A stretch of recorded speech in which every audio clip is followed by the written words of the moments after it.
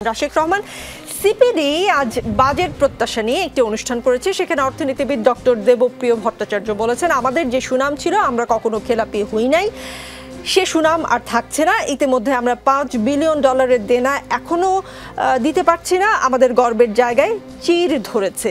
জিডিপিতে সরকারি ঋণ 37%, ব্যক্তি খাতের ঋণ 5%, সব মিলে 42% ঋণের বোঝা আছে সরকারের। রাশেক রহমান, আমরা কি আর আমাদের প্রাইড ধরে রাখতে পারবো না? এমন কোনো আশঙ্কা তৈরি হয়েছে বা হলো কিনা? 2 মিনিট সময়। আপনাকে ধন্যবাদ।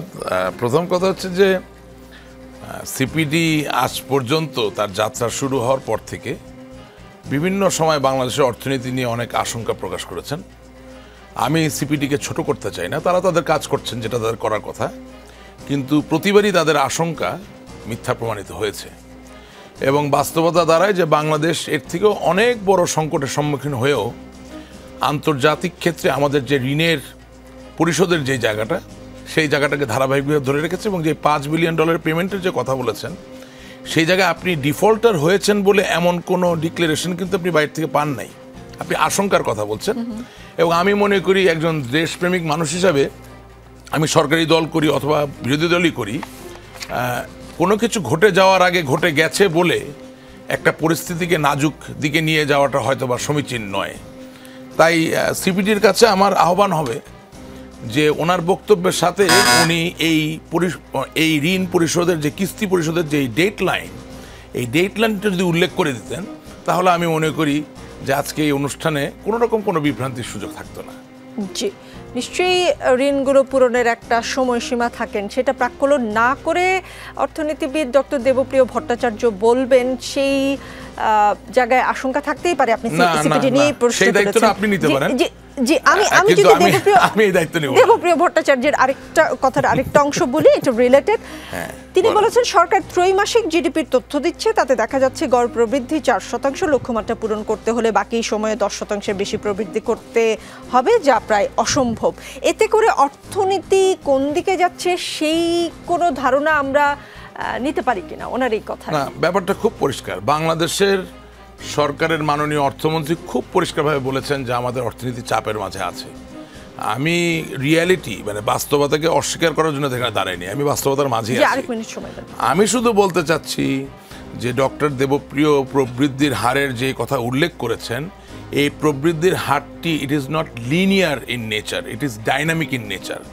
অর্থাৎ এটা সরল সমীকরণ নয়, এটা জটিল সমীকরণ। এবং যেখানে জটিল সমীকরণ, সেখানে আপনার এক কোয়ার্টারে এখন এই অবস্থা আছে বলে পরের কোয়ার্টারে এরকম হবেই, এভাবে আপনি কথা বলতে পারেন না। আমিও অর্থনীতির একজন ছাত্র, বাট ওনার মতো অত বড় অর্থনীতিবিদ আমি না।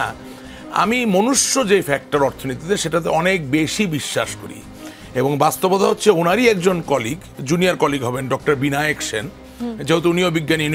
বিনায়ক সেনের একটা কথাই ছিল যে বাঙালি এবং বাংলাদেশের অর্থনৈতিক প্রবৃদ্ধিটার সাথে জাদুর বোধহয় একটা ইতিবাচক সম্পর্ক আছে। অর্থাৎ ওয়ার্ল্ড ব্যাংক বলুন, এডিবি বলুন অথবা IMF বলুন, তারা একসময় কোনোভাবেই হিসাব মিলাতে পারতো না যে বাংলাদেশ অর্থনৈতিকভাবে কীভাবে সামনের দিকে এগোবে, কীভাবে উন্নয়নশীল দেশ হবে, কিন্তু কোনো না কোনোভাবে সেটা নেতৃত্বের কারণেই হয়তো। শব্দটা খুবই লাউড, যদি কোনোভাবে কমানো যায়। বিনায়ক সেন ঠিক কত সালের দিকে এই কথাটা বলেছেন? উনি বলেছেন 2008 সালের একটা সেমিনারে।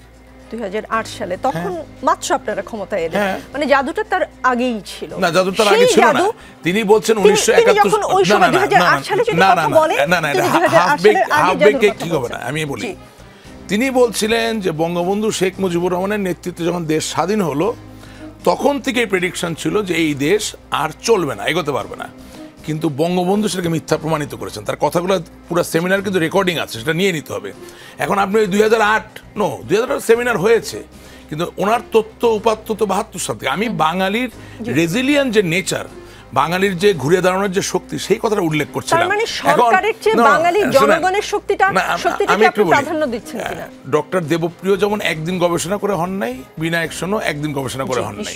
আর আমরাও রাজনৈতিক কর্মী, আপনার এখানে এসে একদিনের গল্প করে রাজনৈতিক কর্মী হতে চাই না। আমরা অনেক দিনের গল্প, অনেক দিনের সত্য জেনেই কথাগুলো বলছি এবং বিনায়ক সেন ওখানে শুধু না, বিনায়ক সেন এরপরও অনেকবার এই একই ধরনের কথা বলেছেন। শুধু তাই না, ওয়ার্ল্ড ব্যাংকের যিনি প্রধান অর্থনীতিবিদ তিনি বাংলাদেশের কোভিড চলাকালীন সময় বলেছেন যে Bangladesh is the country of A miracle, অর্থাৎ যেখানে সাধারণ সমীকরণে মনে হয় বাংলাদেশ সামনে এগোবে না, কিন্তু আমরা মনে করছি দের ইজ সাম ফ্যাক্টর, যেটা বলতে দেন নাই, দ্যাট ইজ লিডারশিপ, মনুষ্য একটা ফ্যাক্টর আছে। হ্যাঁ, এই জায়গায় আমি যেহেতু আওয়ামী লীগ করি, আমি জননেত্রী শেখ হাসিনার কথা বলবো না, লিডারশিপের সেই অভিযোগটা করা মনে ঠিক হবে না। আমি সময়ের লিমিটেশন উঠিয়ে দিয়ে আপনাকে অনেকক্ষণ বলতে দিয়েছি, এখন আমার যেতেই হচ্ছে।